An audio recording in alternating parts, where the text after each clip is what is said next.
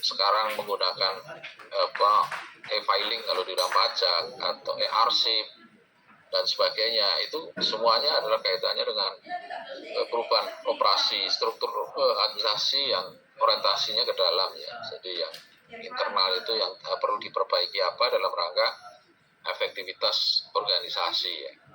Dan ini juga dipahami di dalam memperbaiki kualitas administrasinya. Ini catatan pertama. Yang kedua adalah istilah neo-Weberian itu dikemukakan di literatur ilmu politik, sosiologi, dan administrasi setidaknya sejak tahun 70-an. Jadi kalau kita berbicara time frame, waktu itu ya tahun 70-an itu banyak yang menekankan neo-Weberian state ya.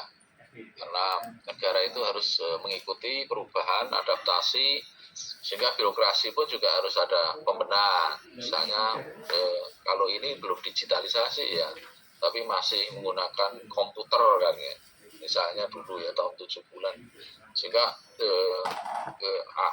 kualitas administrasi juga harus disesuaikan. Kita berbicara manual kemudian masuk ke komputer ya, ini awal-awal neo-Weberian state ya. Mungkin nggak neo-Weberian state itu hari ini terjadi, juga bisa saja tidak sekedar MPG, tapi bisa misalnya kaitannya tadi digitalisasi itu dalam rangka untuk memperbaiki operasi struktur administrasi di dalam ya. Jadi misalnya tadi saya bilang adalah yang dulu itu surat menyurat itu menggunakan manual dan kertas ya, sekarang menggunakan digital misalnya. Ini kan perbaikan dalam rangka untuk meningkatkan kualitas administrasi birokrasi sebenarnya ada di situ ya. Ini jelas ya, neo-Weberian itu sebenarnya sudah terjadi saat ini. Nah, kemudian catatan kedua adalah bahwa neo-Weberian state itu selalu dikaitkan dengan teori negara ya, terutama state center ya. Jadi neo-Weberian state itu seperangkat institusi personal yang dibatasi secara teritorial yang dibedakan dengan pusat yang menjalankan pembuatan peraturan otoritatif yang didukung oleh kekuatan koersif negara. Memang neo-Weberian state nanti seperti OPA itu hanya berjalan kalau birokrasi itu memang cenderung sentralisasi. Ya, intinya kan di situ ya, karena yang berperan bermain itu adalah birokrasi yang kuat, selalu aja menegakkan hukum, SOP yang ketat dan sebagainya. Ini hanya bisa terjadi kalau itu state center, jadi terpusat. Misalnya hari ini kita berbicara demokratisasi otonomi yang sedang resentralisasi. Nah ini menarik. Kita berbicara resentralisasi yang dulu itu desentralisasi, terus kemudian ada aturan undang-undang yang baru ya, ada resentralisasi. Sebenarnya ini kalau kita baca dari aspek neo-Weberian state itu bisa saja ya, ketika undang-undang baru kaitannya dengan resentralisasi itu terjadi. Nah ini bisa saja kita menggunakan aspek itu. Kemudian yang berikutnya ini pandangan Rotlinger ya, dia dari ahli politik yang melihat state mencerminkan preferensi subjektif pembuat kebijakan yang memiliki setidaknya beberapa tingkat otonomi yang signifikan tetapi dibatasi oleh karakteristik struktur negara ya. Memang nanti yang disebut dengan neo-Weberian state kaitannya dengan aspek politik ya, aspek preferensi subjektif pembuat kebijakan itu menjadi sangat penting ya. Jadi basisnya bukan rasionalitas, bukan objektivitas di dalam membuat, pasti subjektif sekali ya. Sehingga terasa bahwa setiap kebijakan itu kalau itu berbicara preferensi subjektif itu karena setiap tahun jika kemudian partai politik itu yang menang si A tentunya akan beda dengan yang si B, si C, dan sehingga dalam cerita negara itu bahwa kebijakan negara itu sebenarnya silih berganti sesuai dengan kemenangan partai politik. Nah ini kan kemudian menjadi sangat subjektif. Meskipun kebijakan itu kadang-kadang sudah baik, tetapi ketika ada pergantian pimpinan, kebijakan itu juga dirubah juga. Kalau kasusnya Ahok misalnya, dulu asumsinya Ahok itu meletakkan sejarah yang bagus di dalam ibu kota ya. Tapi kemudian ketika diganti Anies, wah sudah, pokoknya yang berbau Ahok nggak mau saya. Nah, ini kan sangat subjektif sekali ya. Ini dari sisi pandangan Rottlinger itu, itulah yang sebenarnya terjadi dalam neo-liberal state itu, bisa salah satunya seperti itu ya. Jadi sebuah kebijakan itu sebenarnya asumsinya bahwa sangat subjektif, tapi dalam rangka untuk diasumsikan bahwa itu yang terbaik bagi mereka ya. Anies juga punya preferensi bahwa apa yang saya kerjakan yang beda dengan Pak Ahok itu yang terbaik buat Pak Anies kan gitu. Tapi orang memandang berbeda, wah ini Pak Anies benci terhadap Pak Ahok kan gitu ya. Semua kebijakannya itu kemudian dihapus sama sekali. Kalau itu Pak Anies mengatakan melanjutkan kebijakan yang bagus Pak Ahok, nah berarti itu kan memperkuat keberhasilan Pak Ahok kan gitu ya, sehingga mungkin saja Pak Anies tidak punya nilai. Tapi kalau kemudian itu menghapus semua dan membuat kebijakan baru, nah ini mungkin punya nilai baru bagi masyarakat, persepsi mereka terhadap pemimpin baru. Sehingga ya, pesan dari ganti pemimpin, ganti kebijakan itu sebenarnya memang sangat subjektif ya.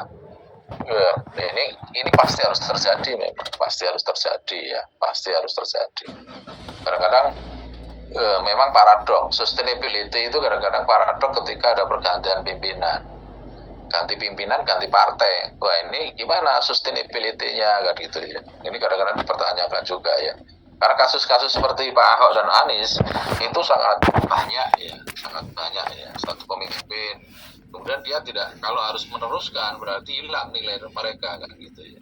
Pak Dedi dengan sekarang Gubernur Jawa Barat itu juga sama juga posisinya ya. Kalau dia melanjutkan apa yang dikerjakan sama gubernur yang lama, memberikan dana hibah yang banyak ke pesantren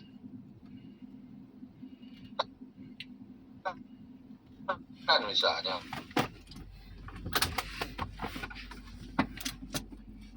dia lagi media misalnya, karena itu cukup banyak juga. Nah semacam itu ya kadang-kadang. Jadi ini seperti itu, memang harus ada pembatasan di dalam neo-liberal state.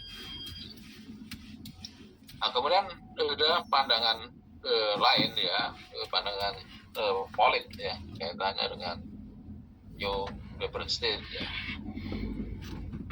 Apa sih sebenarnya elemen-elemen yang penting di dalam aspek Weberian itu apa sebenarnya? Ada beberapa hal sebenarnya ya. Pertama adalah penegasan kembali bahwa negara itu sebagai fasilitator terutama untuk mengatasi masalah baru ya, seperti globalisasi, perubahan teknologi, pergeseran demokrasi dan ancaman lingkungan. Kalau kita berbicara neo-liberal state dalam konteks negara yang lebih besar, ya konteksnya ini ya penegasan kembali negara untuk mengatasi masalah-masalah yang baru. Yang baru itu masalahnya apa? Globalisasi jelas, perubahan teknologi, pergeseran demokrasi, dan ancaman lingkungan. Minimal 4 ini sebenarnya ada 10 tantangan besar yang sedang kita hadapi ya. Lalu juga ada kalau kita menggunakan perspektifnya MPS itu sebenarnya tantangannya ada 10. Tapi yang utama yang 4 ini ya, globalisasi, perubahan teknologi, pergeseran demografi, dan ancaman lingkungan. Jadi sederhana aja, pergeseran demografi kaitannya dengan jumlah penduduk. Ini menjadi penting.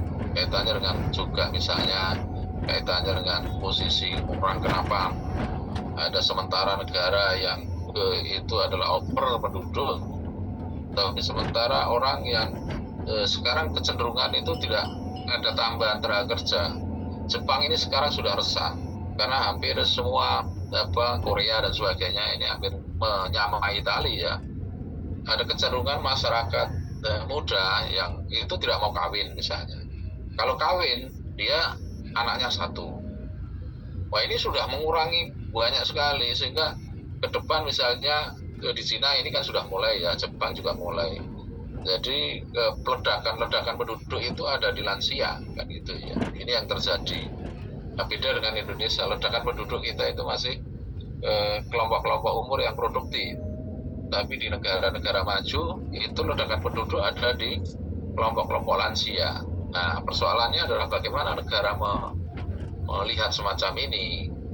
Nah, ini yang penting. Apakah kemudian pekerjaan itu juga dibatasi umur? Nah, pertanyaannya kan gitu ya. Ya, biasanya kalau umur udah 50, itu sudah 55, itu tidak kerja. Nah, bagaimana kalau posisinya demokratis, struktur penduduk itu malah justru banyak ada di lansia. Kalau kemudian ada pembatasan umur kerja misalnya, seperti kejadiannya sekarang hari ini, Jepang itu masih butuh puluhan juta ya tenaga kerja baru.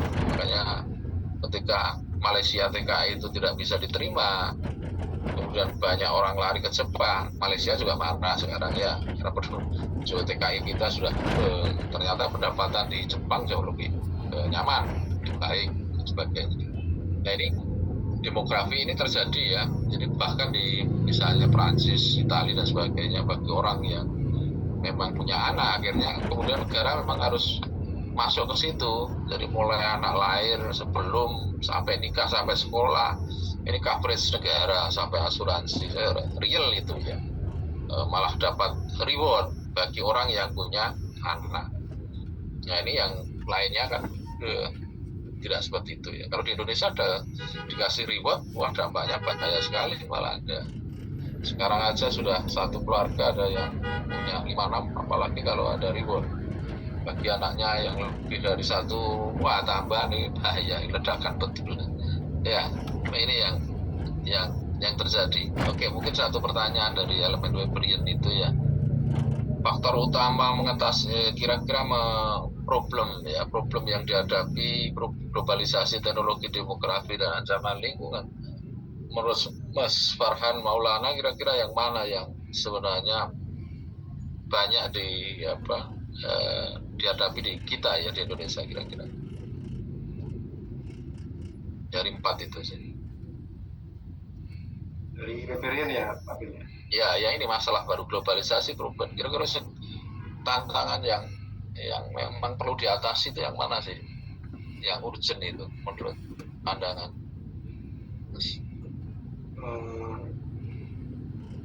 Semuanya sih, makanya di sini cukup bermasalah sih. Ya, pilih satu yang utama papan. Kira-kira kalau penegasan kembali peran demokrasi perwakilan kan memang saya pikir sudah cukup baik sih ya di Indonesia ya. Maksudnya praktek demokrasi kita sudah cukup baik. Cuman kemarin ya ini wacana kebijakan mungkin dari Pak Presiden kan, kabarnya itu akan ada pemilihan bupati wali kota itu mau diadakan gitu sih. Tapi kan masih wacana, mungkin menjadi salah satu sorotan. Mau dipilih langsung aja masih agak beres gitu, apalagi kalau diwakili oleh orang lain. Tapi kan masih wacana sih itu mungkin. Oke, malah demokrasi. Oke. Mungkin Mas Fatur Rahman, apa Mas? Kira-kira apa sih sebenarnya yang tantangan utama kita ya dari itu ya, dari Pak itu yang utama. Sebenarnya kalau dilihat dari anti globalisasi, perubahan teknologi, demografi ini kan saling berkaitan ya, mungkin pasti saling berhubungan. Tapi mungkin yang hari ini juga yang jadi sorotan itu, kita itu di lingkungan itu juga jadi sorotan hari ini, dan itu juga akan berkaitan dengan pergeseran demografi. Kalau hari ini mungkin kalau tadi Pak Bin di kita sudah bilang bahwa di kita soal demografi penduduk kita hari ini yang mungkin karena sudah berhasil dari program adanya KB, sehingga untuk menekan angka kelahiran itu juga nanti akan berdampaknya pada lingkungan, seperti halnya di permasalahan dalam pengelolaan sampah. Jadi kalau misalnya kita melihat data dari yang pernah dikeluarkan oleh Bank Dunia dan KLHK, itu kita itu peringkat kedua sebagai negara yang penyumbang terbesar pencemaran air laut hari ini. yang akan mengancam ekosistem lingkungan kita yang juga akan berdampak kepada manusia. Mungkin itu sih Pak Abid. Oke, ada asumsi ancaman lingkungan ya, suatu ya. Oke, sekarang Mbak Patri, ya Maria Agustina, kira-kira apa?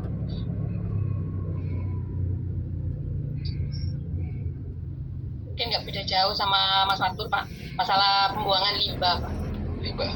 Iya, seperti contoh limbah-limbah pabrik itu, Pak, yang mungkin kan berpengaruh kalau mereka membuang limbahnya di sungai, kan juga berdampak untuk untuk warga yang di sekitar sungai tersebut, Pak. Biasanya kan mereka menggunakan mungkin untuk mandi atau dan lain-lainnya itu, Pak. Sementara mungkin itu, Pak, dari saya, Pak. Oke. Satu lagi, Sinta Yudhistira. Sinta ada? Kira-kira Sinta. Sebentar, Pak. Kalau menurut saya juga antara pergeseran demografi dengan ancaman lingkungan, Pak. Kalau ancaman lingkungan ini juga yang mungkin beberapa tahun belakangan kita cukup banyak mengalami itu seperti bencana alam, hal-hal seperti itu juga termasuk pergeseran demografi ini yang mungkin tanpa disadari itu berpengaruh besar terhadap banyak hal, misalnya aja kaitannya dengan layanan pemerintah terkait jaminan kesehatan nasional gitu. Jika kebijakan-kebijakan itu tidak mengikuti adanya perubahan demografi, itu pasti akan membuat pembengkakan pembiayaan. Jadi ternyata penduduk kita ini banyak yang memasuki usia tua lebih banyak, berarti akan banyak penyakit yang harus ditanggung oleh BPJS dan sebagainya, kurang lebih seperti itu, Pak. Oke, ya menarik. Tadi ada keyakinan bahwa demografi sangat berpengaruh ya terhadap beban negara ya, ketika nanti banyak orang tua, banyaknya orang sakit ya, wakil sing paru-paru dan minta jantung kan gitu. Akhirnya klaim jantung kemarin kan dihilangkan ya karena pembekaan itu ya. Ada beberapa jenis penyakit akhirnya juga dikurangi di dalam asuransi itu ya. Oke, menarik. Jadi mungkin ini gambaran teman-teman bahwa aspek lingkungan mungkin ke depan juga sangat berpengaruh, dan itu negara juga harus hadir di dalam konteks ini ya. Intinya kan gitu, bahasa sekarang adalah negara kalau new Liberal State itu negara harus hadir dalam rangka untuk menyelesaikan persoalan globalisasi, perubahan teknologi, ancaman lingkungan, dan juga pergeseran demografi. Oke, kemudian yang kedua adalah kaitannya dengan neoliberal state adalah kaitannya dengan demokrasi perwakilan ya, bahwa menjadi sangat penting sebenarnya demokrasi ya, artinya pemilu lah secara langsung itu sebenarnya elemen legitimasi yang kuat. Kalau itu ada teorisasi yang menegaskan bahwa pemilihan langsung itu punya elemen legitimasi kuat daripada itu ditunjuk kan gitu ya. Nah ini menjadi menarik juga besok ke depan itu gimana formasi kaitannya dengan demokrasi perwakilan. Apakah perwakilan itu langsung dipilih DPR dan gitu ya? Apakah itu langsung kepada masyarakat? Ini perdebatannya kan ada di sini ya. Jadi ada untung ruginya kalau dari sisi pilihan langsung jelas biaya itu ada asumsi membengkak besar sekian triliun. Tapi kalau demokrasinya kaitannya dengan perwakilan, pilihannya itu hanya dikembalikan seperti dulu, yang milik pimpinan itu DPR ya, itu hanya 45 kalau DPRD kan gitu ya, itu dianggap nggak legitimasinya murah dan biayanya mulai murah kan gitu ya Mas Fatur ya. Cuman selalu saja orang berpikir gini, kalau sama-sama terjadi korupsi, sebenarnya kalau pilihan langsung itu masyarakat bisa menikmati.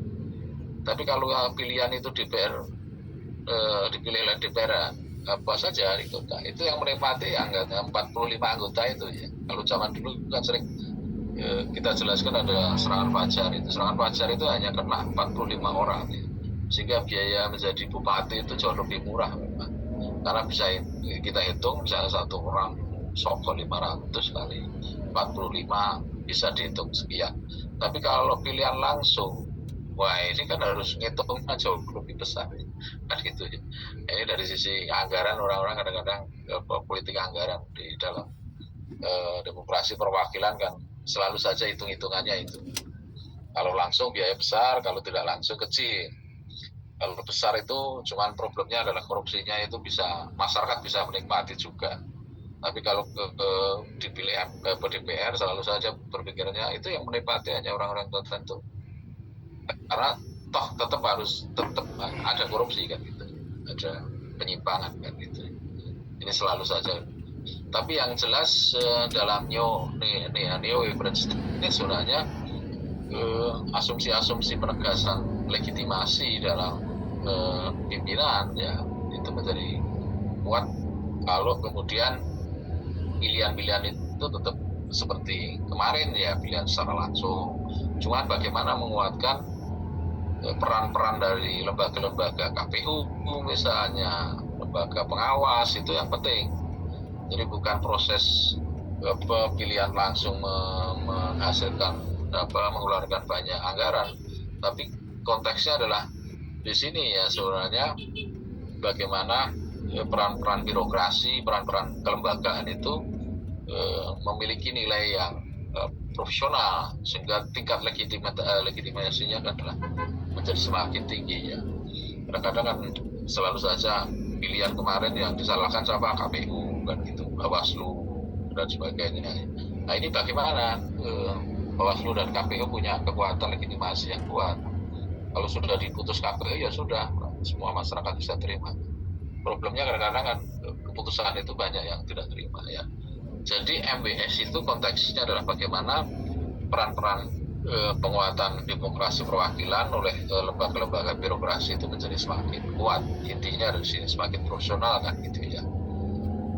Yang ketiga adalah penegasan peran hukum disesuaikan dalam alam modern ya, prinsip dasar yang berkaitan dengan hubungan warga negara, kesetaraan terhadap hukum, keamanan hukum, ketersediaan keusulan pengawasan hukum atas tindakan negara itu menjadi sangat penting ya. New Weapon State itu sebenarnya intinya menguatkan birokrasi yang dulu sebenarnya ya. Tapi disesuaikan dengan realitas kondisi-kondisi saat ini. Kalau Weapon State itu betul-betul kalau birokrasi betul itu kan yang sangat-sangat tradisional ya, sangat represif dan sebagainya, asumsinya kan gitu. Tapi di dalam konteks New Weapon State itu konteksnya adalah profesionalitas tadi ya, bagaimana negara atau birokrasi itu berperan secara profesional sehingga efektivitas organisasi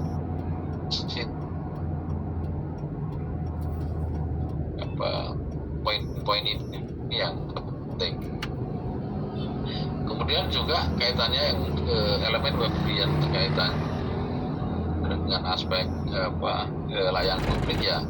Ada pelestarian gagasan layanan publik melalui perbedaan status budaya khas dan ketentuan. Jadi maksudnya adalah pelayanan publik harus tidak didasarkan pada status ya, tidak berdasarkan budaya, tidak berdasarkan kekhasan ya, tapi sifatnya adalah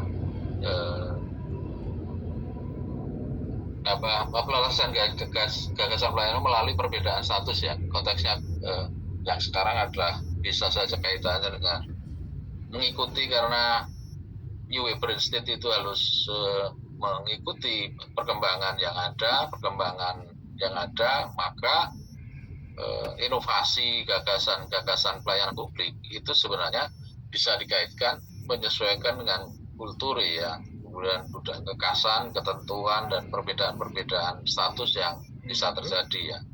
Misalnya saja pelayanan publik bagi laki dan perempuan itu kan bisa dibedakan ya.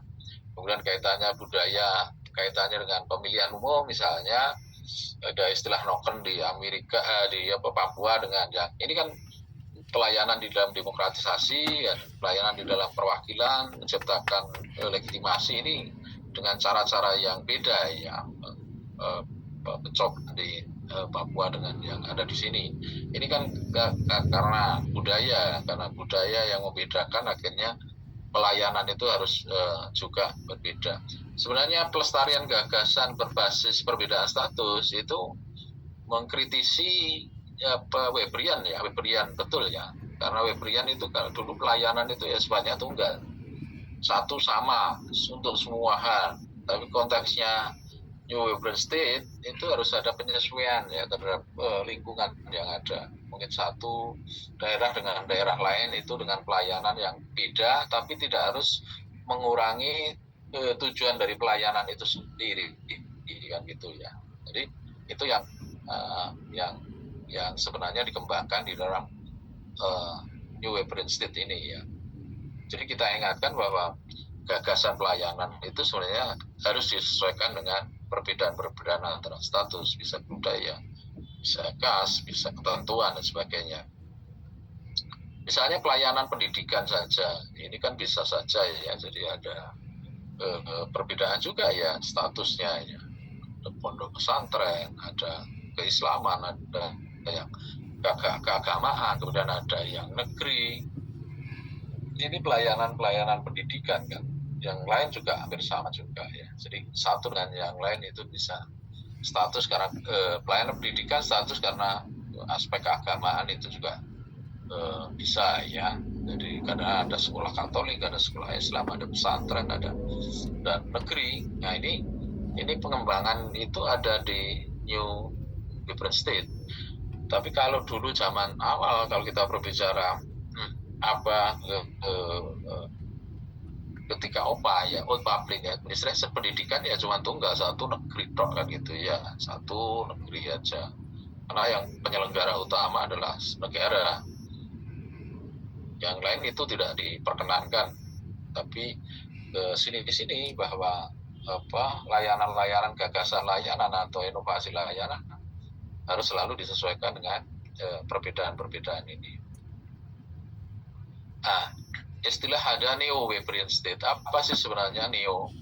Neo itu ada catatan di sini sebenarnya pergeseran ya, adanya pergeseran aturan birokrasi dari orientasinya sebenarnya internal, perbaikan internal menuju orientasi eksternal terhadap pemenuhan kebutuhan dan keinginan warga ya. Jadi eksternalnya adalah sebenarnya keinginan warga.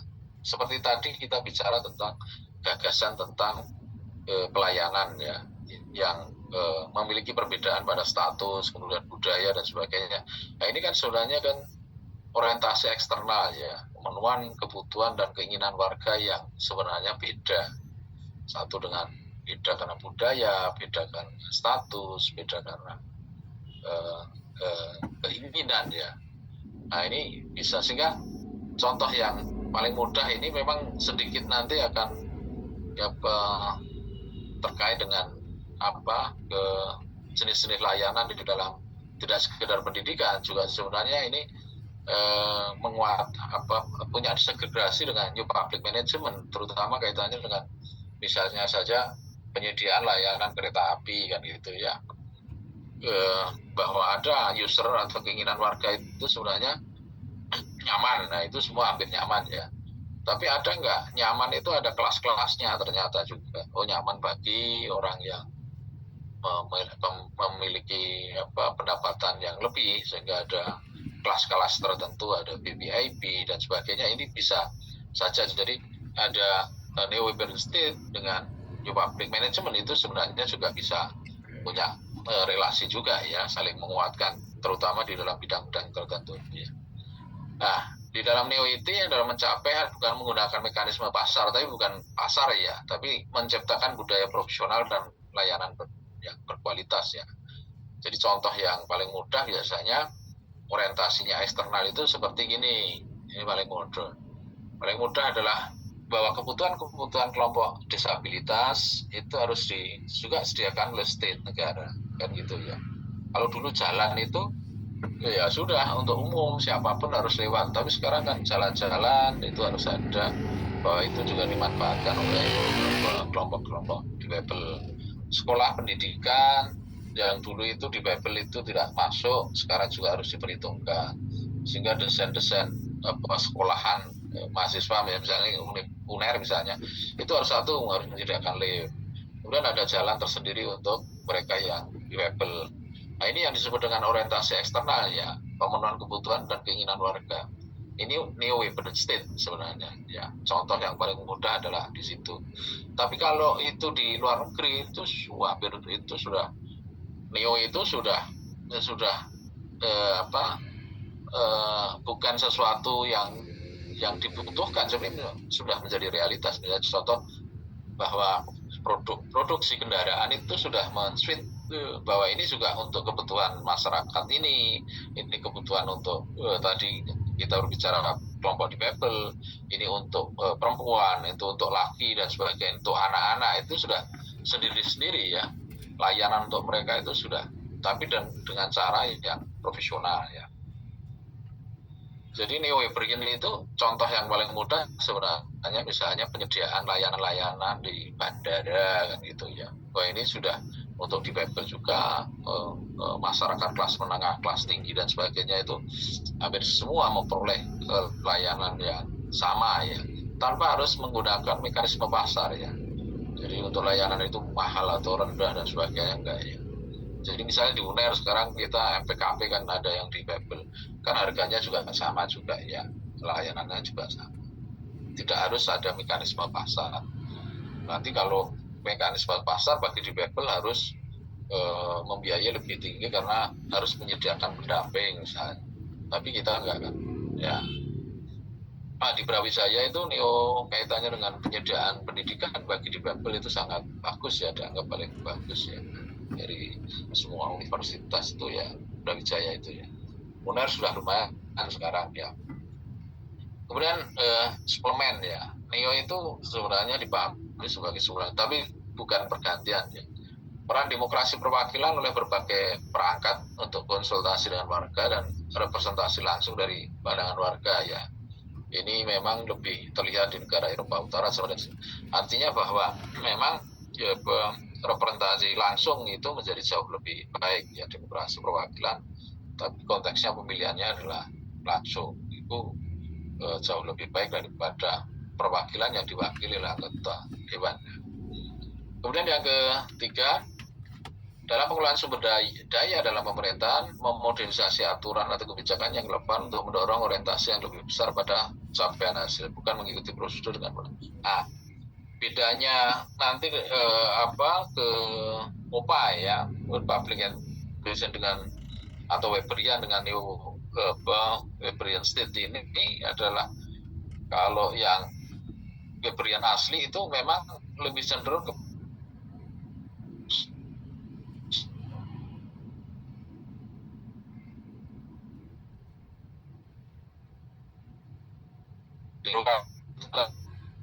ada aslinya kan menjadi sangat penting ya. Tapi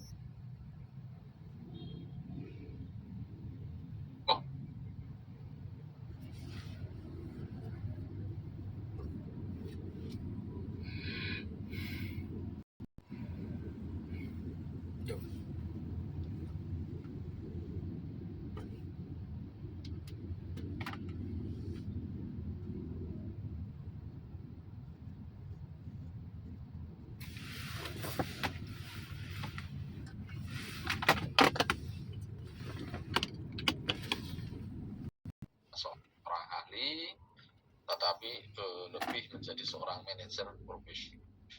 Nah, berorientasi pada memenuhi kebutuhan warganya dan penggunanya. Ini yang penting ya. Ini sederhana neo urban state itu.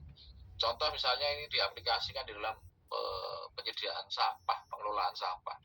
Bagaimana Anda bisa melihat neo urban state di dalam kebijakan pengelolaan sampah? Nah, ini menarik sebenarnya. Bagaimana birokrasi ya, misalnya dinas kebersihan itu di dalam kreasi kebutuhan warga agar sampah itu segera hilang di dalam pandangan mereka dalam satu hari ini. Sampah itu bisa kemudian dikelola dengan baik atau menjadi produk baru. Ini gimana kan gitu. Nah, ini penting ya. Kebutuhan warga itu sebenarnya saya misalnya saudara, harapannya kan sampah itu dikelola dengan baik ya. Coba kita lihat di Jepang, Korea, lihat TV-TV itulah, drama, drakor itu, menjelaskan rumah-rumah Jepang, rumah Korea. Sudah bisa lihat kan, bersih sekali ya. Mana sih sampahnya kan gitu ya. Yang menarik itu misalnya teman-teman yang sedang sekolah di Korea bilang bahwa apa untuk sampah itu kan sampai 5 sampai 7 ya tempat sampah pembuangan. Ada yang sendiri-sendiri kan. Dan itu cara mengambil manajemen sudah profesional ya. Ngambilnya juga hari ini untuk ini satu yang 2, 3, 4, 5, 6 dan sebagainya itu sudah ada aturan. Kalau di Indonesia bisa nggak kita hanya 3 saja disediakan 3 untuk pemilahan sampah? Itu belum jelas ya. Ya kita sungguh plastik ya dilebokkan kono, wis makanan ya di situ. Ini aja masih jauh ya. Jadi New State itu sebenarnya arahnya contoh profesional pelayanan publik di bidang pelayanan sampah itu aja sudah menjadi hal yang masih butuh penanganan yang lebih baik. Nah ini contoh yang paling mudah dari situ. Gimana menurut Mas Fatur Rahman kira-kira melihat Indonesia kaitannya dengan sampah? Kalau pengelolaan sampah itu kan masalah kita hari ini itu kan di perilaku sih Pak. Makanya kalau di Indonesia itu kalau pengelolaan sampah itu biayanya kita sangat mahal, sangat tinggi sekali. Kita ada 2 tempat sampah saja, organik dan anorganik, itu isinya sama Pak. Jadi itu yang kemudian membuat ongkos di pengelolaan sampah itu mahal karena masih belum terpilah dari sumbernya. Kebetulan saya pernah ngurus itu bank sampah Pak. Iya. Jadi ada dulu namanya Mbak Maya, itu bule dari Spanyol, itu pernah datang ke tempat kami. Itu dia bercerita di negaranya, di Spanyol itu tempat sampah mereka itu ada 5. Dan petugas kebersihan itu dibayar lebih mahal daripada ASN Pak, kalau di mereka itu. Jadi mereka itu bayar mahal untuk pengelolaan sampah. Kalau di kita enggak, kita itu sulitnya di situ. Perilaku masyarakat masih belum bisa mengikuti kebijakan yang baik. Sebenarnya kebijakan pengelolaan sampah juga masih perlu banyak perbaikan. Meskipun juga banyak kabupaten, kota, bahkan sampai nasional itu sebenarnya juga sudah cukup baik. Mulai dari kalau di KLHK ada program Kampung Iklim, terus kemudian kalau di Jawa Timur ada Jawa Timur Bersih dan Lestari, itu yang kemudian diadopsi sampai dengan ke tingkat kabupaten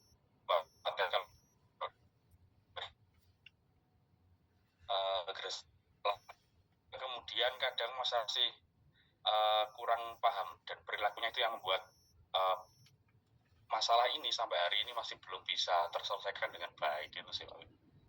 Oke, jadi kita punya kalau kita lihat di depan rumah itu kan ada 3 ya Mas ya. Di mana-mana kan ada 3 ya. Kalau di desa itu ada 2 Pak. Kalau desa 2 ya. Kalau di fasilitas publik itu 3 sampai 5. Oke. Ya. Itu yang masih PR buat kita ya. Oke, mungkin Mbak Melinda Tresnawati ada nggak? Bisa nggak merefleksi?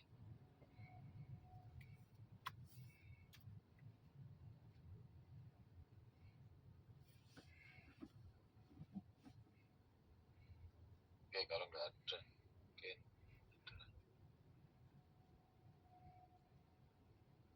Prastio mana? Prastio, Mas Prastio ya. Iya, izin Pak Din. Iya. Kira-kira refleksinya gini Mas. Iya, kalau kita bicara soal modernisasi aturan atau kebijakan gitu ya dalam pemerintahan saat ini, tentunya satu hal yang perlu kita ingat bahwasanya saat ini di Indonesia itu dari sisi sumber daya manusianya itu masih belum mendukung untuk memodernisasi aturan sehingga itu untuk menghasilkan output pelayanan publik yang baik. Kalau kita lihat contohnya misalkan komposisi PNS kita saat ini, PNS yang usianya di atas 51 tahun itu menjadi golongan mayoritas itu Pak Bin.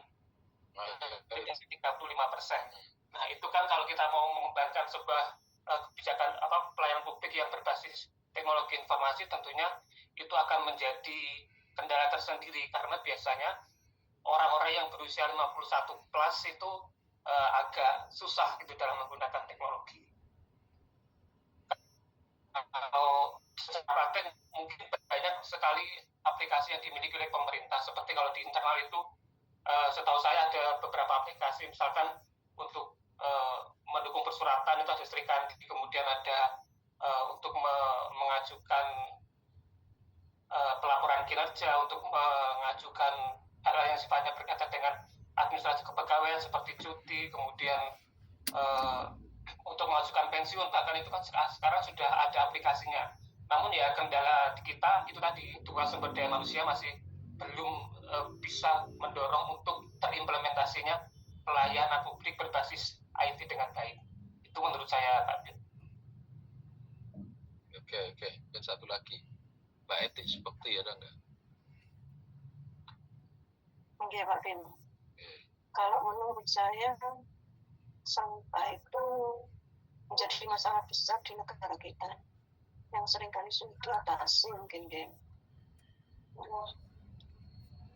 Di sini masyarakat Indonesia itu belum mempunyai kesadaran untuk memilah sampah mulai dari rumahnya masing-masing, sehingga sebagian besar masyarakat Indonesia itu kesulitan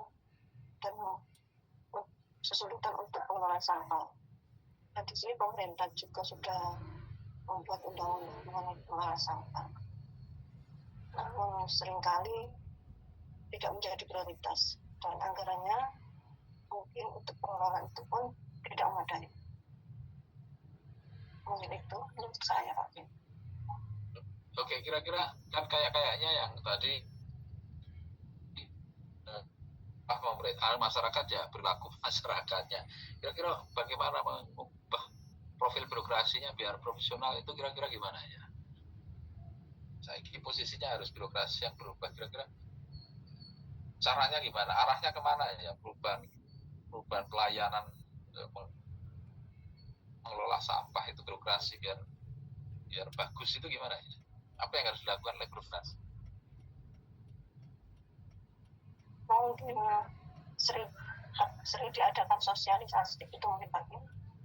Tapi ya mungkin kesadarannya dari SDM-nya mereka sendiri ya. Oke, kira-kira Mas Prastio, kira-kira posisinya dari birokrasi apa ya sebenarnya harus diperbaiki, sama juga Mas Fatur, kira-kira apa?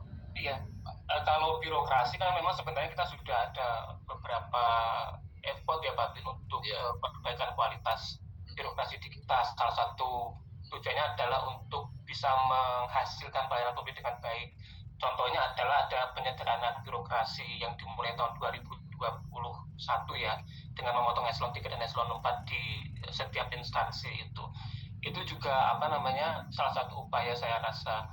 Namun demikian ternyata pada prakteknya saya lihat masih belum bisa beralih dari budaya struktur yang lama gitu Pak Bin.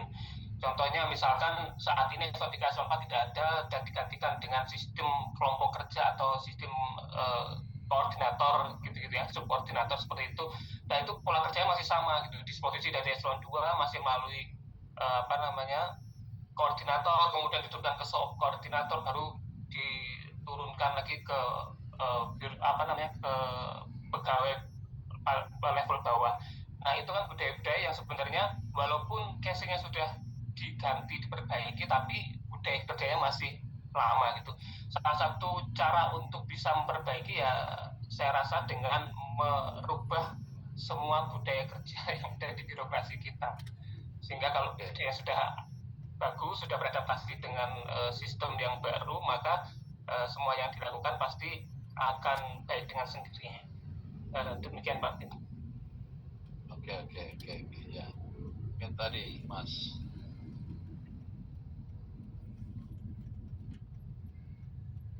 atur Mas, kira-kira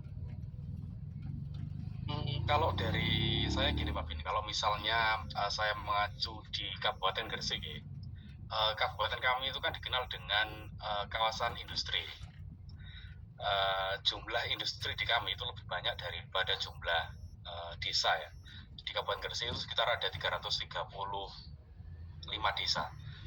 Nah, kalau dari sepengetahuan saya itu mungkin lebih kita menekankan kalau dari birokrasi kan yang bisa menjembatani komunikasi antara pemerintah desa atau dari wilayah lebih kecil desa dan perusahaan.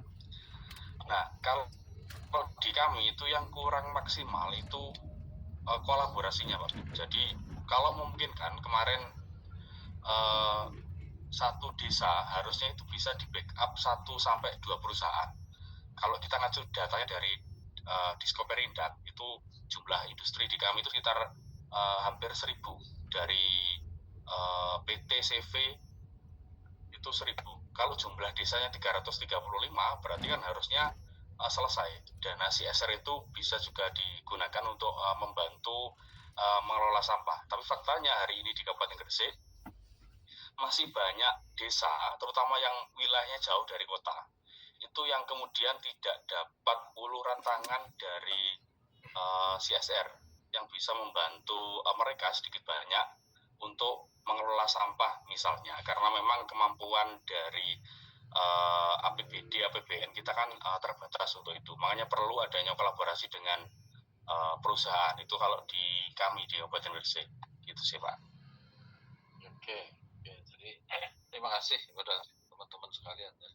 Jadi itu gambaran bahwa ternyata profesional layanan publik kita masih kalau kasus kita ya, kaitannya dengan aspek sampah itu masih jauh ya dari aspek ini ya. Ya ini menarik, itu besok bisa kita teman-teman yang dapat nanti tugasnya New Webrian State, nah ini bisa mengolah seperti itu. Oke, itu gambaran ya, selintas saja dari New Webrian State. Nah, kemudian kita berpindah ke MPG ya, New Public Governance ya. Apa sih yang disebut dengan MPG? MPG itu orientasinya pada nilai demokrasi dan efisiensi ya. Demokrasi dan efisiensi, kemudian teori-teori yang dipakai adalah teori institusional, kelembagaan dan jaringan. Fokusnya kepada organisasi dan kemudian juga masyarakat. Ini pandangannya LAN ya, jadi ada kemandirian, kepentingan masyarakat. Pemerintahnya adalah polisentris. Jadi pemerintah polisentris itu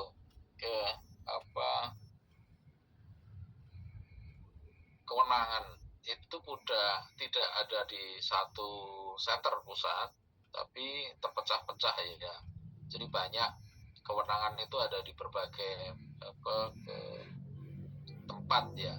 Kalau kita di desentralisasi jelas kekuasaan itu ada di kabupaten, ada di desa sekarang, apalagi di otonomi desa ya. Jadi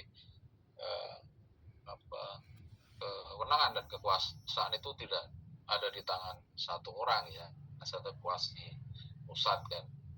Ini kekuasaan bisa terdistribusi ke berbagai tempat. Itu yang disebut dengan polisentris ya. Jadi desentralisasi itu sebenarnya. Dan di dalam MPG itu kalau pandangan Dickinson itu sebagai karakter plural ya dari negara-negara kontemporer di mana banyak aktor yang berbeda berkontribusi pada pencapaian layanan publik dan sistem pembuatan kebijakan. Nah, ini mulai menarik ya. Jadi pandangan Dickinson melihat apa yang disebut dengan New Public Governance itu adalah sebenarnya karakternya adalah pluralis ya. Artinya ini banyak aktor yang ada di situ yang punya kewenangan. Bahkan di sini Dickinson melihat bahwa aktor-aktor itu memberi kontribusi pada tidak sekedar penyampaian penguatan layanan publik, tapi juga sistem pembuatan kebijakan. Jadi kalau dulu aktor pembuat kebijakan itu salah satunya adalah legislatif, eksekutif ya. tapi kemudian berkembang bahwa pembuatan kebijakan itu bisa dari komunitas kan gitu ya. Apalagi sekarang bahkan lewat media aja itu akhirnya bisa menghasilkan sebuah policy, baik itu di tingkat nasional maupun internasional ya. Ini dari komunitas ya. Jadi aktor-aktor ini ialah yang kemudian menyebar juga. Jadi sebaran aktor itu beri kontribusi kepada perbaikan layanan publik dan juga pembuatan kebijakan.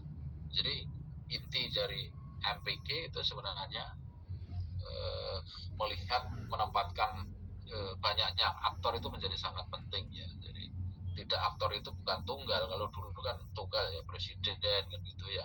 Sekarang aktornya itu ada di berbagai tempat ya.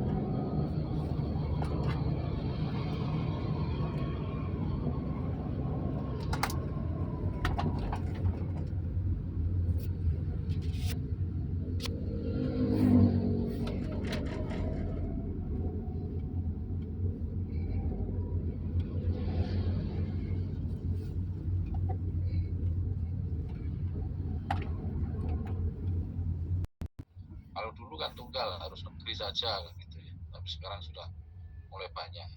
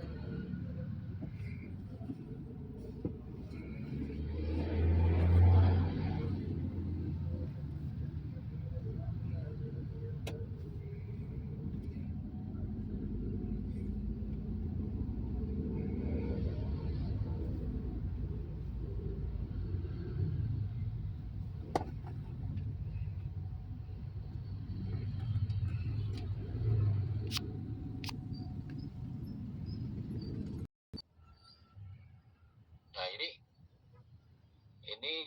menjadi mutlak ya.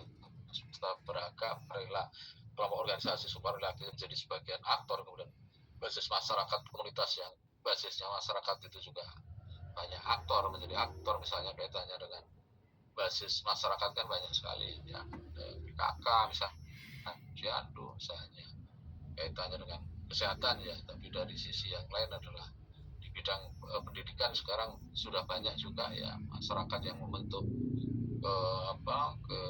membantu pelayanan di dalam pendidikan untuk khusus orang-orang tertentu dan sebagainya ya, yang tidak disediakan oleh state ataupun oleh private sector, kemudian mengapresiasi sendiri, dan ini banyak sekali ya hal-hal semacam ini. Masyarakat adat juga ini sekarang menjadi aktor penting di dalam konteks ini ya, di dalam pengambilan keputusan dan kemudian di dalam pelayanan. Dickinson juga melihat ya, tadi sudah disampaikan pertama bahwa tata kelola publik telah muncul menggambarkan sifat polar dari negara kontemporer ketika berbagai aktor berbeda kontribusi pada penyampaian layanan publik dan sistem pembuatan kebijakan.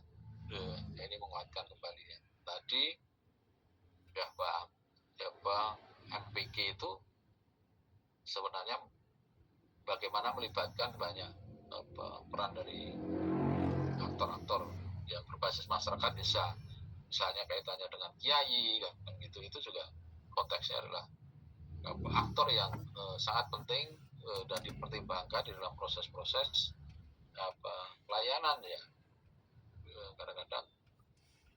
Kadang-kadang kepala desa kan gitu, secara struktural dia pemerintah tapi tidak dihargai, tidak didengar oleh masyarakat, tapi malah justru kiai itu bisa didengar oleh masyarakat ya. Ini akhirnya menjadi aktor yang penting, aktor kunci di dalam proses itu, apakah itu layanan atau pembuatan kebijakan. Kan kita sering mendengar juga kalau di dalam proses-proses pengambilan keputusan di desa kan gitu, kadang-kadang aktor-aktor kunci itu bukan merupakan merefleksi dari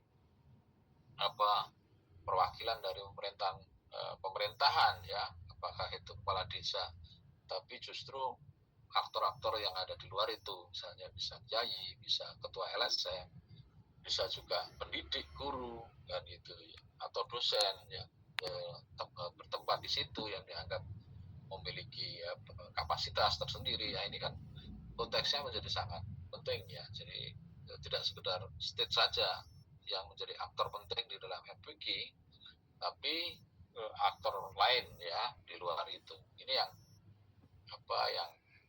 terjadi sebenarnya. Nah, cuma konsep MPK ya ini kemudian melihat bahwa ada kebutuhan-kebutuhan yang lebih tinggi lagi bagi Osborne, bahwa yang disebut MPK itu harus dalam menyelenggarakan layanan dan itu atau pengambilan keputusan ini harus menggunakan jaringan ya, menggunakan jaringan kolaborasi publik, dan publik itu bisa karena hasil sebuah kebijakan dan implementasi dari layanan publik itu harus dibangun melalui jaringan dan kolaborasi. Kalau titik tekannya Osborne itu ada di situ ya, jadi tata NPK itu lebih cenderung ke banyaknya aktor, tapi mereka tidak berdiri sendiri, tapi aktor yang saling bersejaring dan saling berkolaborasi.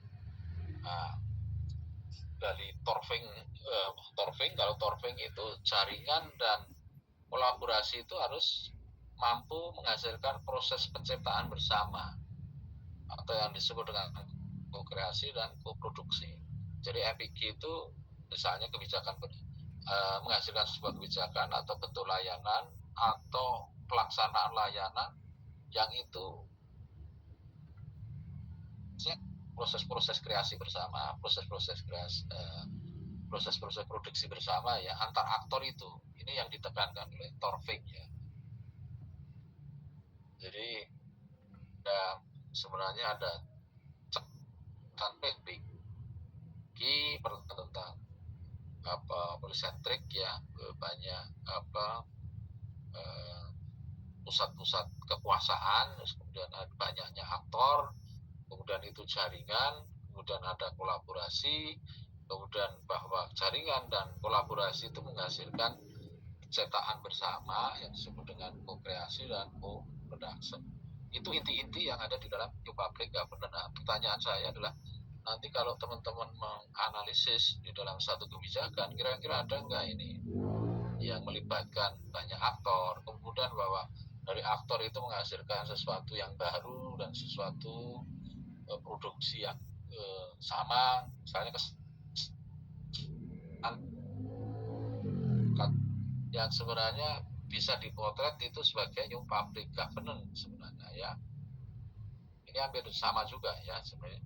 Nah, di sini MPK memandang bahwa pemecahan masalah utama menciptakan peluang dalam masyarakat modern adalah gabungan tanggung jawab negara, pasar, dan masyarakat sipil. Jadi secara secara dilihat dari atas ya misalnya, bahwa ini adalah sebenarnya tanggung jawab state, masyarakat dan pasar ya, di mana ada interaksi antar aktor, institusi di dalam dan antara mereka, negara, pasar dan masyarakat. Kalau Poeman melihatnya bahwa MPG itu ketika jejaring dan kolaborasi itu tercipta antara negara, pasar dan masyarakat.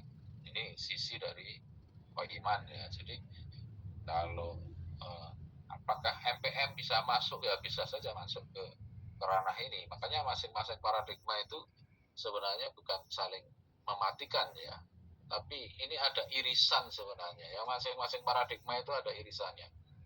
Nanti MPM juga ada irisannya dengan MPS, MPS juga ada irisannya dengan New Weapon State, NBS juga punya irisan, MPG jelas ini juga ada irisannya dengan MPM gitu ya. Sebenarnya mereka ya cuma titik tekan yang ada di masing-masing paradigma itu memang berbeda-beda ya, berbeda-beda. Satunya adalah misalnya kaitannya dengan New Weberian State, jelas mereka akan memperbaiki aspek Weberiannya yang lebih manusiawi, lebih modern, menuju ke profesional kan gitu ya. Tapi kalau konteksnya yang MPG di sini, ini konteksnya adalah kalau MPM itu pasar murni, tapi ini kan relasi antara pasar, masyarakat sipil dan juga state, negara kan gitu ya. Jadi hal-hal semacam inilah yang nanti membedakan antar paradigma antar satu dengan yang lain. Nah, ada catatan dari Hook sebenarnya nanti banyak ya catatan dari ini, bahwa asumsinya bahwa MPG tidak diposisikan sebagai paradigma baru, tapi menanggapi tantangan implementasi kebijakan dan layanan publik di abad ke-21. Ini menurut Alford, tapi kalau Denhart bilang bahwa MPG itu adalah sebagai paradigma sebenarnya ya. Kalau Osborne sendiri, MPG merupakan produk dari respon terhadap semakin kompleks, semakin plural, semakin terfragmentasinya sifat pelaksana kebijakan dan pelayanan publik di abad 21 ini. Sehingga karena itu berbicara abad 21, sehingga MPG itu memang lahir yang terakhir ya, paradigma di dalam pelayanan publiknya itu terakhir. Osborne, karena sekarang terfragmentasi, semakin plural, masyarakat semakin plural, apalagi di Indonesia, siapa yang memiliki kewenangan itu sangat terfragment banget, provinsi, kemudian kabupaten, kemudian desa. Bayangkan di Indonesia berapa ada desa, ini punya kewenangan sendiri nih ya desa, karena sebutannya kan otonomi desa. Ada otonomi daerah tingkat 2, ada otonomi desa. Ini dua hal ini tentunya kan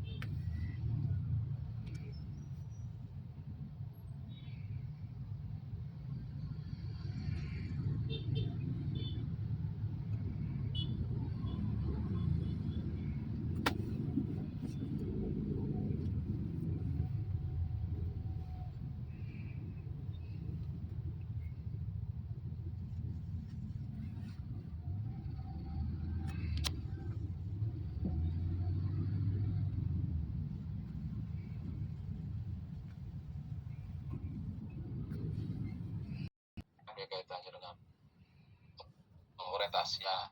Single purpose public organization, jadi memang tujuan organisasi publiknya adalah tunggal ya, misalnya kesejahteraan, kemudian internalnya ada manajemen strategik jelas, karena selalu saja kita berbicara tentang SWOT dulu ya. Kalau MPM itu selalu saja untuk menyusun sebuah program dan sebagainya harus didasarkan ada SWOT analisis. Kemudian ada performance management, ada performance measuring, performance kontrak, ada bonus salary system, jadi ada ya selalu saja ada kaitannya dengan tunjangan ya. Ini menjadi sangat penting. Benchmark, kemudian output oriented ya, hasil yang utama. Kemudian kalau new labor state apa sih sebenarnya dari eksternalnya ya, user vote ya, kaitannya dengan harus ada staf ahli, ada semacam itu ya. Kemudian ada user survei, ada survei kepuasan ya.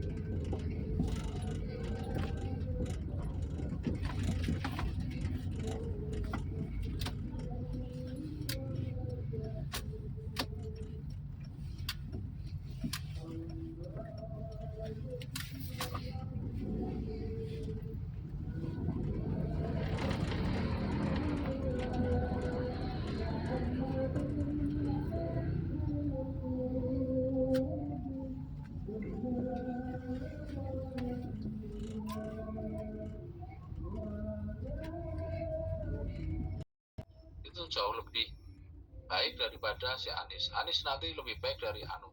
Nah ini kan subjektivitas menjadi sangat tinggi ya. Padahal sebenarnya kalau kita dibalik ya, kalau ditanya tentang orang yang membuat pada saat itu kebijakan itu memang harus objektif sebenarnya. Tapi ketika kita melihatnya dari luar, misalnya ada 3 periode kebijakan sebuah perkotaan, itu kan sebenarnya sangat subjektif banget ya.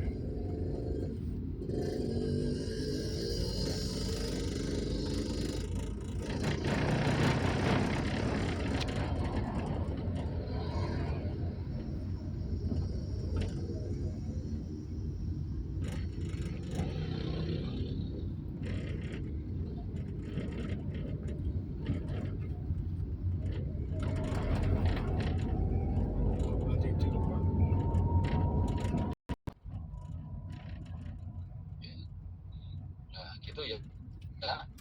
Mungkin itu yang bisa saya sampaikan. Mohon izin Pak Bin, berkelompok atau individu Pak Bin? Oh, nanti individu. Individu. Tapi satu orang misalnya itu mungkin Pak sama membahas OPA misalnya. Ada yang satu absen 1, 2, 3, 4 misalnya semua membahas OPA. Terus kemudian 5, 6, 7 membahas MPM gitu. Nah, kita minta Pak mereka itu bisa beda artikelnya, saya berharap begitu. Oke, baik Pak. Dalam bentuk PPT nggih Pak nanti? Ya, itu dalam bentuk PPT. Oke, baik. Nah, setelah itu selanjutnya digunakan untuk menyusun artikel. Setelah kita paham mungkin kan gitu ya. Ya nanti kita sampaikan minggu depan aja. Oke, gitu saja ya teman-teman. Mungkin minggu depan apa kita hibrid ya? Pak Bin. Tugasnya artikelnya untuk UAS Pak. Oh iya, untuk UAS. Tapi ini diskusi dulu biar kita paham kan gitu ya masing-masing. Ya. Session hybrid terserah ya minggu depan ya kira-kira. Ada yang bisa nggak ya? Hybrid aja, yang di luar ya tetap aja. Alice biasanya hybrid ya, bisa ya? Insya Allah bisa Pak. Beberapa biasanya datang kalau hybrid.